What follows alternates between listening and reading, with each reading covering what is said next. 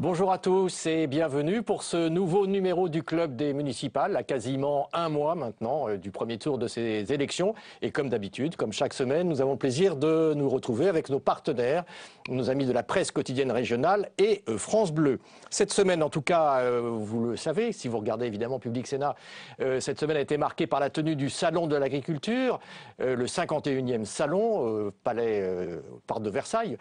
Et puis, nous avons vu pendant ce salon, évidemment, défiler beaucoup d'hommes politiques ou de femmes politiques, candidats ou pas candidats, mais qui montrent quand même que, évidemment, l'agriculture et le monde agricole est scruté de très près par les politiques. L'occasion, en tout cas pour nous, aujourd'hui, de nous arrêter sur ce monde agricole et son rapport, justement, à la politique, compte tenu, évidemment, des élections à venir et en particulier des élections municipales. Et puis, dans une deuxième partie de l'émission, nous tenterons également de mieux comprendre, peut-être, et de savoir qui sont ces, entre guillemets, ces nouveaux ruraux, ces néo-ruraux qui reviennent dans l'espace rural aujourd'hui et qui repeuplent un certain nombre de communes. Vous verrez notamment dans cette émission un reportage en Bretagne. Voilà donc pour le menu d'aujourd'hui. Pour y voir plus clair, j'ai le plaisir d'accueillir plusieurs confrères sur ce plateau. Sylvie Lecalvez, vous êtes directrice de la publication de Le Village, peut-être Village, ça s'appelle Village, voilà. En deux mots, parce que tout le monde ne connaît pas forcément cette revue. Village, c'est un magazine national trimestriel consacré à la vie et à la création d'activités en milieu rural. Voilà, donc ça sera vraiment, on vous entendra notamment dans la deuxième partie de l'émission surtout. Hubert Coudurier, on vous connaît bien sûr, vous êtes directeur de l'information du Télégramme. Et puis Erwan Pastol, journaliste à France Bleu Gascogne.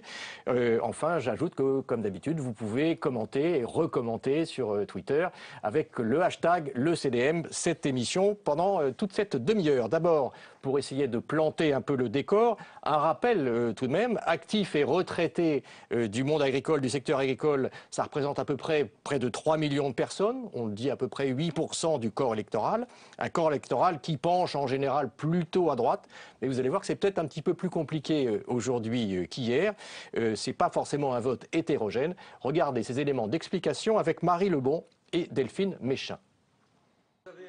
En 2012, au second tour de la présidentielle, 68% des agriculteurs ont glissé un bulletin Nicolas Sarkozy dans l'urne. Mais tous les partis de droite ne recueillent pas les mêmes suffrages. Et même si elle est en augmentation, l'audience du Front National, autour de 20%, est moins élevée chez les paysans que les ouvriers ou les employés. Alors, si le monde agricole demeure majoritairement ancré à droite, cet électorat est loin d'être homogène. Dans les exploitations de plus de 100 hectares, qui sont souvent des exploitations céréalières, par exemple dans la Beauce, là on est à 84% de vote pour Nicolas Sarkozy en 2012. Donc on voit bien qu'il y a des clivages très très nets et ce qui se disait dans le passé entre les gros paysans, les grosses exploitations et la petite paysannerie, eh bien encore une certaine réalité sociologique aujourd'hui. Une différence aussi en fonction du type de production agricole. Les maraîchers et dans une moindre mesure les éleveurs de porcs et de volailles sont les seuls à soutenir François Hollande, plus populaire dans le sud que dans le nord de la France. Mais à la veille des élections municipales, souvent moins politisées que les scrutins nationaux, pourra-t-on vraiment parler d'un vote agricole ? Ils ne vont pas se prononcer à partir d'une sensibilité politique, mais plutôt à partir de ce qu'ils connaissent de la personne, de ce qu'elle est capable d'apporter dans la gestion et dans la dynamique communale. Aujourd'hui, les agriculteurs ne représentent plus que 3% de la population et restent minoritaires dans les communes rurales de moins de 1000 habitants. Alors, plus que le vote agricole, il existe un vote rural qui n'émane pas majoritairement des paysans. Alors, Hubert Coudurier, on va d'abord s'arrêter à cette question-là. Est-ce que le poids électoral de l'agriculture ou des agriculteurs, c'est encore quelque chose qui compte beaucoup dans notre pays, qui a encore cette tradition, on l'a vu au salon? Le poids électoral s'est réduit, on voit bien les chiffres. Les chiffres sont ce qui est certain quand même, c'est que entre 88, où il y avait 10% des électeurs agricoles qui votaient au Front National, en 2002, il y en avait 22%. Donc progression du Front National importante. Évidemment, dans les zones céréalières qui sont privilégiées, l'UMP conserve le legs de Jacques Chirac. Globalement, c'est vrai que Nicolas Sarkozy a un peu perdu. Mais ça reste un vote de droite. Et alors, ce qui est assez amusant dans leur reportage, c'est qu'on voit que finalement, les socialistes essaient d'avoir la même stratégie que dans les grandes villes, et notamment Paris, c'est-à-dire repeupler les campagnes de bobos pour pouvoir essayer de récupérer une partie de ce vote traditionnellement ancré à droite. Alors vous avez dit, et je pense que c'est intéressant de le souligner, hein, il n'y a pas de vote homogène, et puis ça dépend des secteurs, ça dépend de la géographie. Erwan, dans votre région par exemple, j'imagine que ça dépend peut-être d'une commune à l'autre, d'un secteur à l'autre, d'une taille d'exploitation à l'autre. Les Landes, contre-exemple parfait, puisque c'est un bastion socialiste, un conseil général aux 3/4 rose, le bastion d'Henri Emmanuelli. Donc oui, dans les Landes, il y a un vote agricole de gauche aussi. Le reportage montre que ça dépend donc de la taille de l'exploitation, ça dépend aussi de la nature de l'activité. On peut s'arrêter sur la taille d'exploitation, c'est-à-dire que plus c'est grand, plus ça penche plutôt vers la droite et le centre. Plutôt vers la droite et le centre, c'est même très impressionnant. Pour les exploitations de plus de 100 hectares, 84% des agriculteurs qui sont à la tête de ces exploitations votent à droite. Ouais. Quand on descend sur des exploitations de 10, 20 hectares, la gauche est majoritaire dans ces rangs d'exploitants. Comment on pourrait expliquer ça, peut-être Sylvie C'est comme si c'était, c'est marrant ce monde agricole, parce que c'est comme si c'était plusieurs métiers. Alors, c'est pas du tout la même chose d'être maraîcher, d'avoir fait ça souvent par choix de vie, et on travaille pas de la même façon que quand on est sur des formes d'agro-industrie ou d'agro-business, où là, il faut de l'acquisition de gros matériel, de lourds investissements. On n'est pas dans le même monde, hein. On est presque dans le monde industriel, et puis chef d'une entreprise industrielle, et l'autre, on est presque dans de l'artisanat un peu alternatif aussi. Je sais pas si le mot est juste, mais donc forcément, après, on a la philosophie qui entoure tout ça est différente. Et quand on est maraîcher, on sert une population en vente directe, on est dans le circuit court, donc on n'est plus du tout dans la même logique. Donc ça explique aussi un vote différent. Et puis il y a une prolétarisation aussi d'une certaine agriculture qui évidemment vote forcément à gauche ou au Front National. Alors par exemple en Bretagne, bon, l'agriculture c'est évidemment un poids très important. Et là aussi il y a, j'imagine, beaucoup de différences d'exploitation de secteurs, et là il faut faire attention. On ne peut pas généraliser. La nouveauté en Bretagne, c'est quand même que même si Bruno Le Maire a laissé un bon souvenir de ministre qui connaissait bien ses dossiers, qui connaissait bien l'Allemagne, etc., c'est que la circulaire de détachement a permis à l'Allemagne de devenir un producteur agricole qui taille maintenant des croupières à la Bretagne. Ouais. Qui a rattrapé quand même la France. Hein, voilà, qui l'a rattrapé, qui la dépasse dans certains domaines. Alors il y a eu effectivement au Conseil européen une tentative de contrebalancer cette directive, mais il faut voir les résultats que ça va avoir. Et puis on a eu les 4 sinistres agricoles dans l'agroalimentaire, notamment chez GAD, chez Doux, etc., dernier, qui ont généré le mouvement des bonnets rouges, qui en fait a surfé sur un ras-le-bol fiscal dont il a été le point d'orgue. Parce qu'il faut quand même voir que globalement, les paysans ont une méfiance à l'égard de la gauche qui est réputée environnementaliste et qui privilégie pour eux un certain assistanat. Donc l'alliance avec les Verts, c'est pas très bien vu globalement dans le monde agricole, c'est un peu ça que vous voulez dire ? Non, d'ailleurs, Jean-Yves Le Drian, quand il était président du Conseil régional de Bretagne, avait finalement rejeté cette alliance avec les Verts, peut-être, et ça l'a pas empêché de se faire réélire brillamment. Alors, est-ce qu'on pourrait dire, parce qu'en préparant cette émission, j'ai vu qu'il y avait quand même des différences, par exemple, entre le nord et le sud de la France. C'est un peu ce que vous pensez, Erwan ? Tout à fait. Je pense que c'est très visible parce qu'effectivement, il y a ce clivage déjà entre les natures d'activité. Bien évidemment, le nord, il y a un peu plus de sériculture qu'au sud. C'est intéressant de s'arrêter sur les natures d'activité qui changent un peu le comportement politique. On se rend compte que les éleveurs volailles, porcs votent un peu plus à gauche que leurs camarades qui, par exemple, font dans la tomate ou dans le maïs. Eh bien, par exemple, dans les Landes, on a beaucoup de volaillers, de gens qui produisent du foie gras, c'est le sud-ouest. Et évidemment, on retrouve aussi là ce vote un peu plus marqué à gauche dans les Landes. Qui est une tradition historique aussi. Qui est une tradition historique aussi, puisqu'il y a effectivement pas loin des bastions du communisme agricole et autres. Ouais. Donc effectivement, la gauche est là sur un terrain un peu plus favorable dans le sud-ouest du moins. Alors, d'après ce que vous pouvez en savoir les uns les autres, Hubert, par exemple, est-ce que vous avez l'impression qu'au fond, quand on est agriculteur breton, par exemple, dans le vote qu'ils vont pouvoir exprimer là, fin mars pour ces élections municipales, est-ce qu'ils vont regarder effectivement ce qui se passe dans leur commune, ou est-ce que quand même ils vont regarder un peu plus loin que ça? Est-ce que par exemple la politique agricole de ce gouvernement va entrer un peu en ligne de compte? La politique agricole de ce gouvernement, souvent, les impacte directement. Donc, ils voient effectivement comment ils bouclent leur fin de mois.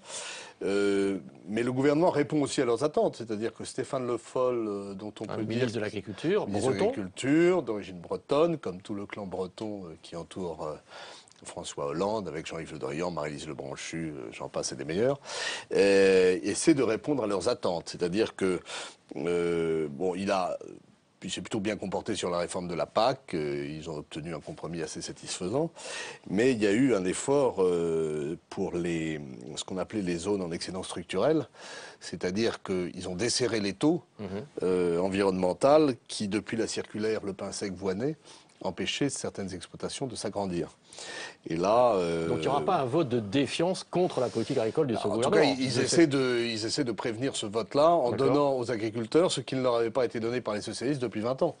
Donc c'est vrai que les agriculteurs ont fait des efforts aussi dans le traitement des déchets. Ils ont investi.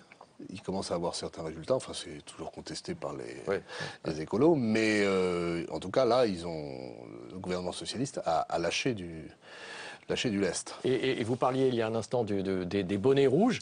Au sein des bonnets rouges, il y a aussi des représentants du monde agricole. Le vote de ces bonnets rouges, c'est très prudent. Hein. Non, mais c'est très compliqué parce que c'est un mélange. Hein. Il y a à la fois des patrons, il y a d'autres professions, de l'agroalimentaire, des salariés. Ça peut ressembler à un mouvement de petit parti à la française, mais en même temps, c'est pas complètement ça non plus. On ne sait pas si le mouvement s'est essoufflé durablement ou s'il va rebondir à l'occasion de ces États généraux qui se tiennent le 8 mars. Donc, pour décrypter l'influence électorale des bonnets rouges, c'est un peu tôt. Ouais. Sylvie Lecavette, je voudrais vous interroger parce qu'il y a une tradition en France très forte. Entre le monde agricole et les agriculteurs et les maires, on s'aperçoit quand même qu'il y a une tradition très ancienne. Il y a beaucoup de maires, notamment dans les petites communes, qui sont des agriculteurs, où leur père était agriculteur. Donc ce lien-là, c'est encore quelque chose de très fort, vous qui regardez dans les territoires? Non, de moins en moins. Déjà, parce que le travail d'agriculteur a changé et que souvent, effectivement, les agriculteurs font des horaires qui permettent peu d'avoir une activité à côté, enfin c'est ce qu'on observe, et que ceux qui sont arrivés, les nouveaux dont on parlera sûrement en deuxième partie d'émission, ils sont parfois sur des professions tertiaires où ils ont plus de temps, donc c'est vrai qu'ils se sont souvent... Des maires agriculteurs, il y en a toujours, mais il y en a toujours, et voilà. tant mieux, parce qu'il faut de tout pour dans les communes rurales, mais il n'empêche qu'il y en a de moins en moins, et que c'est vrai que les nouveaux sont souvent ne sont pas des agriculteurs, ce qui pose aussi des problèmes hein, sur de conflits d'usage, de relations au sein des villages. Et c'est vrai, quand on peut avoir des agriculteurs, si ce n'est maire, mais au moins dans les conseils municipaux, qui représentent un peu leur activité, c'est important. Est-ce que dans votre région, par exemple, il y a des maires dans des villages qui sont issus du monde agricole ou qui sont encore aujourd'hui agriculteurs? La figure du maire paysan, elle est peut-être... Ça reste ancré quand même. Voilà, elle est peut-être en retrait, mais elle est loin d'avoir disparu. Les maires dans les Landes, elles sont à 17% agriculteurs. C'est la première profession des maires des Landes. Ah oui. Et à l'échelle nationale, c'est le même chiffre. Hein, le Cevipof estimait qu'à peu près 17% des maires français ont comme profession l'agriculture.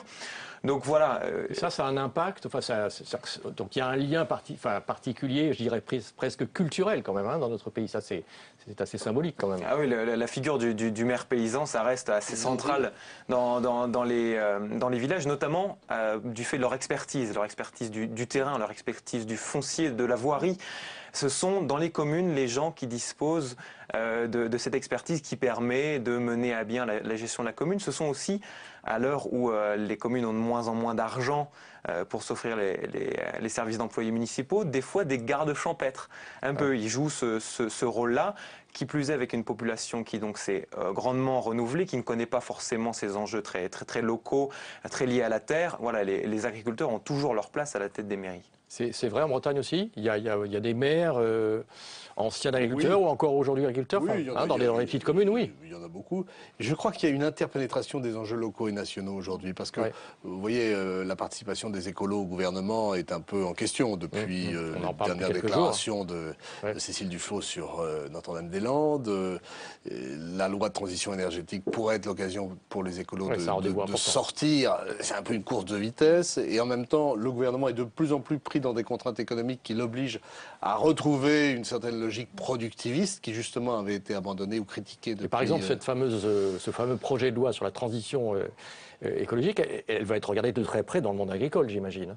Parce oui, que ça, parce il y a qu'il faut des savoir il où y le aura des gouvernement conséquences. met le curseur. Voilà.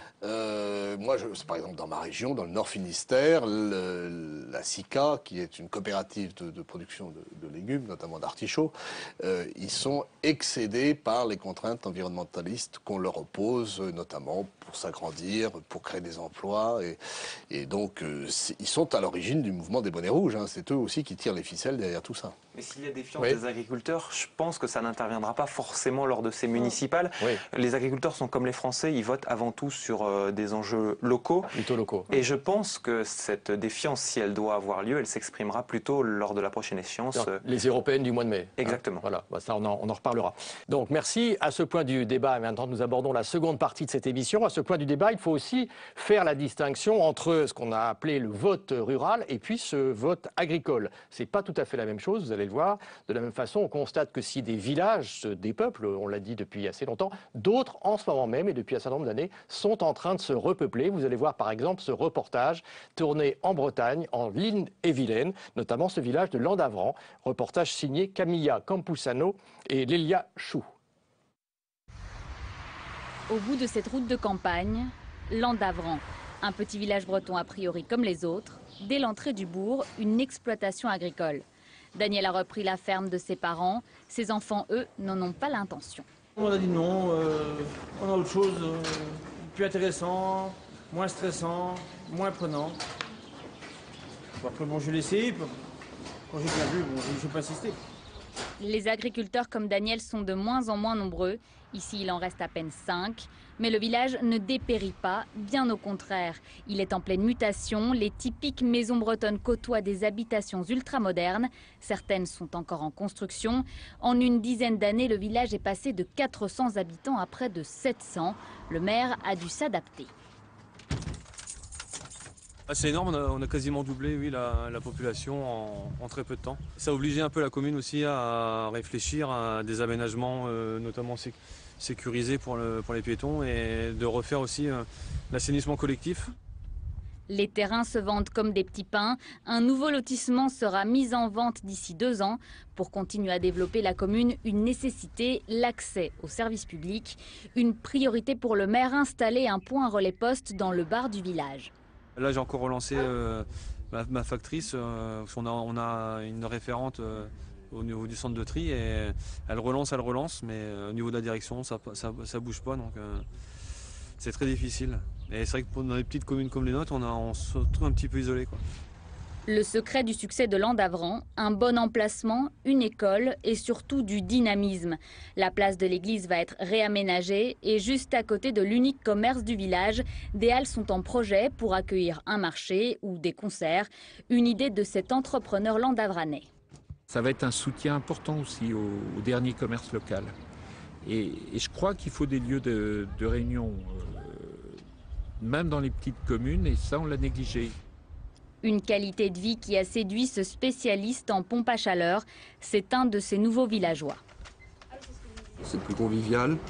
Le coût du logement, c'est ça. Il y a tout un ensemble qui fait qu'effectivement, on peut se retrouver à aller plutôt dans les communes, les plus petites communes que dans les grandes villes. De l'espace, du calme.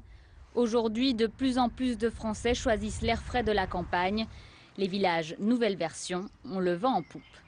Voilà, ce reportage en Bretagne, en Île-et-Vilaine, on voit un village qui est en train de se repeupler, non pas avec des agriculteurs, mais avec ce qu'on appelle, on va essayer de les définir ensemble, ces néo-ruraux. Alors Sylvie Le Calvez, justement, la réalité de la migration, justement, de ce retour vers l'espace rural, j'imagine qu'il y a plusieurs profils, il y a plusieurs familles, plusieurs profils. Qui sont-ils, en fait, ceux qui sont en train de revenir un peu vers les campagnes? Déjà, ils ne reviennent pas un peu, ils reviennent beaucoup. Ça avait été amorcé un tout petit peu sur le recensement de 82, donc c'est très vieux, mais ça se voyait à peine. Au recensement de 99, on s'est aperçu qu'effectivement, c'était un phénomène réel, continu, et personne s'y attendait. On pleurait sur la désertification des zones rurales.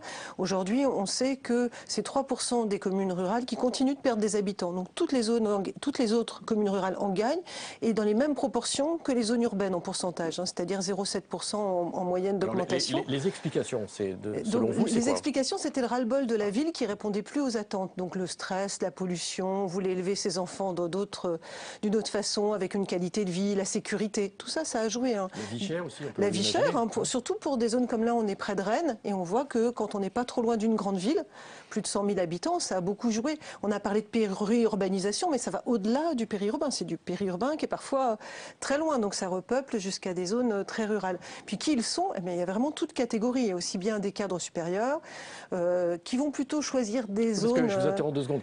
Quand on a bien regardé ce reportage, on voit bien qu'il y a un agriculteur qui a déjà un certain âge qui dit malheureusement mes enfants ils ne reprennent pas le flambeau, eux ils sont partis, ou en tout cas ils ne reviendront pas. Mais il y en a d'autres qui arrivent, mais eux ils ne sont pas agriculteurs, ils vont faire d'autres choses. Ce qui sociologiquement n'est pas simple, c'est-à-dire qu'on a vu partir ses propres enfants, souvent quand on était agriculteur à la ville, c'est pas forcément eux qui reviennent, puis on voit revenir ces jeunes couples, on se dit mais qu'est-ce qu'ils vont venir faire là, qu'est-ce qu'ils vont chercher? Et en fait ils viennent chercher surtout de la qualité de vie. Alors parfois ils vont continuer d'aller travailler dans les centres urbains, mais pas forcément à temps plein, il y en a une partie aussi qui télétravaille, même si parfois on le voit statistiquement, puis parfois c'est du télétravail qu'on ne voit pas, parce que les gens sont 1 journée ou 2 jours chez eux depuis leur village. Et puis il y a une partie qui viennent reprendre des commerces, qui viennent reprendre des activités, tout, un fleuriste, la boulangerie, l'épicerie. On voit bien les points relais. Quand nous on passe une annonce pour trouver un point multiservice, on a 50 candidats dans la revue. On va un petit peu aller dans votre région, là, Erwan Pastol. Vous, il y a des villages dans les territoires que vous couvrez où vous voyez ce phénomène également, comme en Bretagne, comme on l'a vu. Il y a un repeuplement effectivement de néo-ruraux, des gens qui, comme le dit Sylvie Le Calvez, viennent chercher une qualité de vie, qui travaillent souvent à la ville. Donc c'est un choix, c'est pas un choix subi. C'est pas souvent un choix subi, même si effectivement le prix de l'immobilier, du foncier joue aussi pour l'installation notamment des familles. Mais c'est des gens qui arrivent dans les villages avec donc cette exigence de qualité de vie, cette exigence aussi très urbaine de services publics, mais services en général, on le voyait très bien dans le reportage.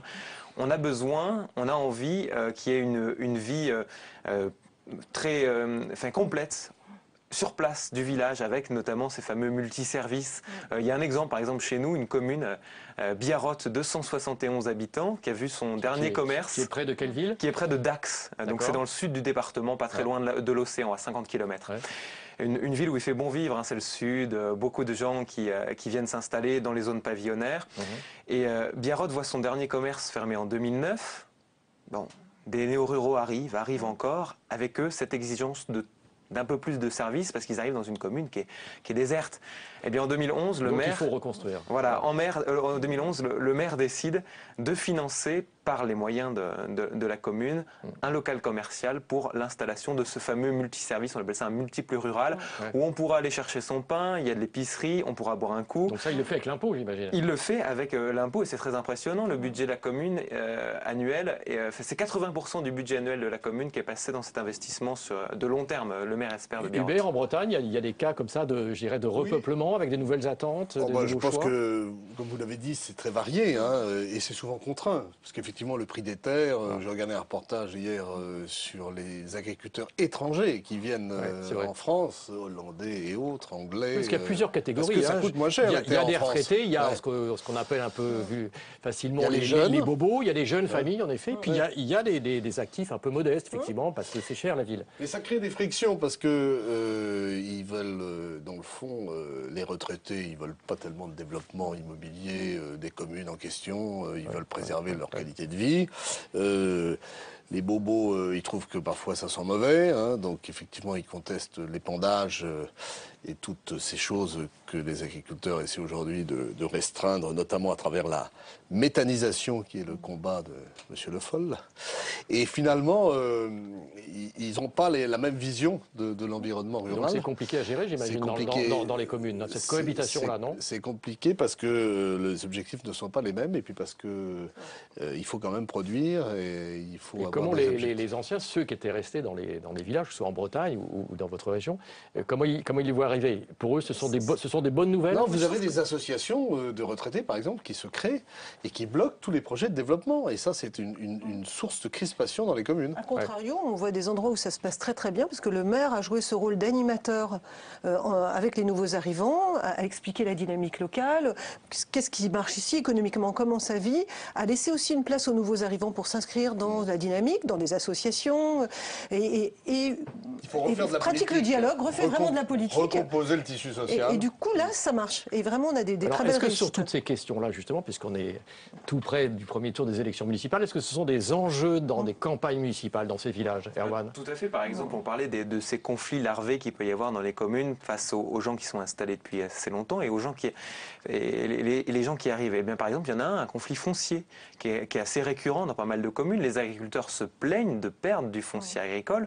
C'est à peu près 12 000 hectares en 10 ans dans les Landes, 15 000 terrains de football pour donner une échelle. Ils se plaignent parce que les maires accordent trop facilement des permis de construire, tentent de promouvoir des zones pavillonnaires que les gens installés n'ont pas toujours envie de voir.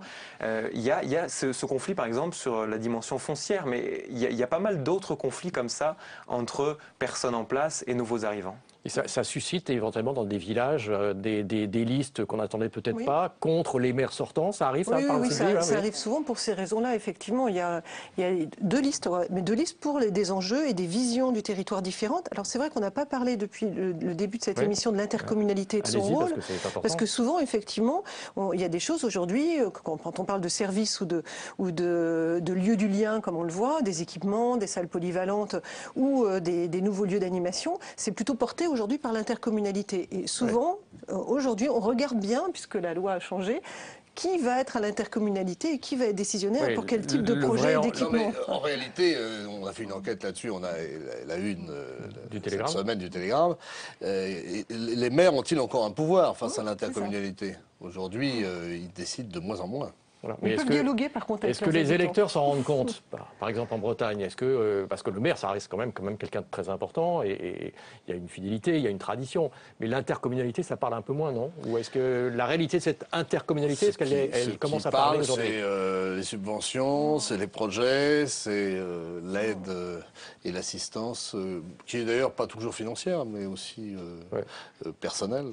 Technique, quand il n'y a pas d'animateurs territoriaux pour monter les dossiers, pour obtenir les subventions, le village, il ne fait plus rien tout seul. Et ça montre qu'il y a une vraie recomposition qui est en marche et c'est très difficile d'en tirer des enseignements électoraux pour l'instant. Oui, donc vous êtes très prudent, on le voit. C'est vrai que comme il y a des catégories différentes, avec des âges différents, les répercussions effectivement de ces changements sociologiques, par exemple pour les élections municipales, il faut j'imagine, parce que qui sont-ils, comment vont-ils voter? Est-ce qu'ils vont voter comme ils votaient quand ils étaient encore dans la ville, ou est-ce que leur approche politique est différente? Ce parallèle qu'on peut faire entre ce qui s'est passé dans les villes, que les socialistes, par exemple, en Bretagne, ont conquis il y a une vingtaine d'années, alors que c'était une terre centriste, et il y a un glissement de l'urbain vers le rural, où on peut penser qu'effectivement les socialistes reprennent petit à petit des positions.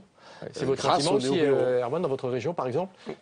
J'imagine que ce sont des nouveaux votants, souvent, même si certains sont arrivés déjà depuis quelques années, mais comment vont-ils voter? On peut se faire une idée? C'est très difficile. Ils votent différemment et puis aussi ils s'engagent. C'est assez notable. C'est-à-dire que ce sont des gens qui, comme ils arrivent avec des exigences, se disent que la meilleure façon de les porter et de les voir satisfaire, eh bien, c'est de se présenter. Et il y a beaucoup de gens, et c'est ce qui crée aussi ces frictions, qui créent des listes pas affichées comme telles, néo-rurales, mais où on trouve dans les 5 premières positions des gens qui n'étaient pas dans la commune il y a 15 ans, alors forcément les anciens, ils râlent, et des fois même, il crée une autre liste, une liste concurrente. Voilà. Bon, en tout cas, on verra. Ça sera intéressant quand on regardera un petit peu la topographie de ces élections, notamment dans ces villages-là, pour voir un peu comment ces enjeux progressent ou non au moment des rendez-vous électoraux. Sans oublier, vous l'avez raison aussi de le souligner, les élections européennes. Mais ça, on regardera plutôt le monde agricole typiquement. Voilà, en tout cas, merci à tous. Merci d'avoir suivi cette émission.